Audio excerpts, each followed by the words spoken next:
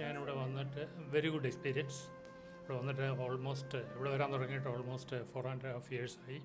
അന്ന് മുതൽ ആഴ്ചയിലൊരിക്കൽ അല്ലെങ്കിൽ 2 ആഴ്ചയിലൊരിക്കൽ വരുന്നുണ്ട്. കൂടുതലും ഞാൻ വരുന്നത് എൻ്റെ ഷുഗർ നോക്കാനും ഇപ്പോൾ PSA നോക്കാനും. വളരെ സന്തോഷമാണ് എനിക്ക്. They respect me, they love me and they are very friendly.